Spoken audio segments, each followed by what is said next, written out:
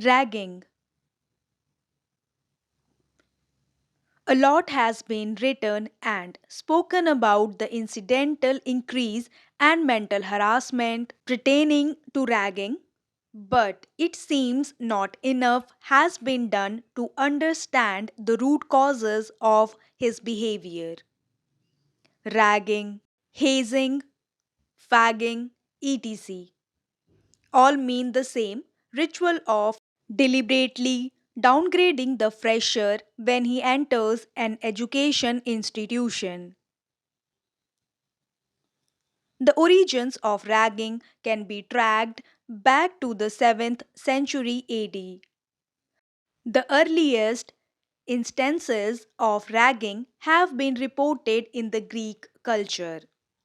A newcomer to a sports facility was often physically and mentally ragged to make him accept the culture of the institution. This is where probably it all started, which progressed to the military establishments and then finally made its ugly head lurk in the education system. Since then, ragging has evolved into a horrible form of deriding the new entrants by the old students. The 18th century saw a number of student groups or organizations being formed in Europe and the US. These were often named after Greek letters like alpha, beta, gamma, etc., and were called Greek letter fraternities.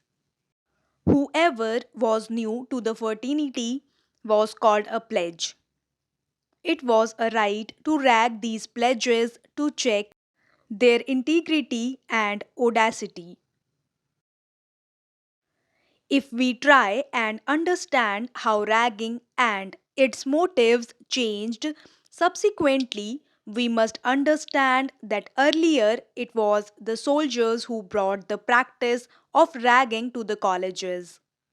When they re entered the education system after some years of active service,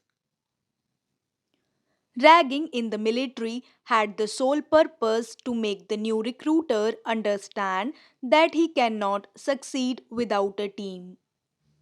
It was more of a team building exercise. But eventually, as fewer army students entered, ragging lost its motive of team building and became a mode of entertainment for the seniors. But a very sorry incident happened in 1873 when a fresher fell into a gorge while being ragged. Since then, and especially in the 20th century, ragging took the form of a barbaric activity and violence related to ragging started making news all over the world. In India, ragging was never a serious problem till the 60s, as it was prevalent in a few educational institutions and was not as severe. With time, it became a serious issue as education became more accessible to the masses. Apparently, it also became a weapon in the hands of the upper castes to mock at students belonging to the lower castes, as India was still divided on the basis of caste. Media had an equally important role to play in the process of making ragging a tradition, and that too a justifiable one. Ragging became more brutal as it was meant to test the courage of the seniors. Many seniors eventually succumbed to the pressure of their peers. Also, because of the opening of the economic sector in the early 90s, a new wave of development and bigger exposure to the Western media brought about a culture change in the minds of the new generation. During this time only, a lot of professional colleges started mushrooming in India. Ragging related practices also increased, and a lot of related brutalities and suicides came on the surface. Tamil Nadu, which saw the most brutalities in the name of ragging, brought legislation against it. In 2001, the Supreme Court altogether banned it in the whole of India. As a result, ragging has disappeared in campuses, but a destructive form of the same is still prevalent in the hostels.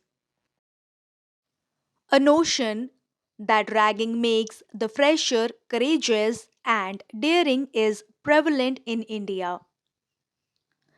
This has given a kind of social approval to the practice. So, it has a serious socio-culture side as well. If we look back, we realize that ragging has done more bad than good. It has been the reason for several thousand deaths of innocent students. The point to be noted here is ragging is not prevalent in the countries where it originated. Could it be due to adequate legislative intervention? But has found ready takers in the underdeveloped and developing countries of the world. At present, Sri Lanka seems to be the worst affected.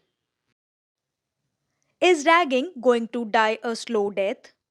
Or is it going to claim more lives and play havoc with the mental makeup of innocent students?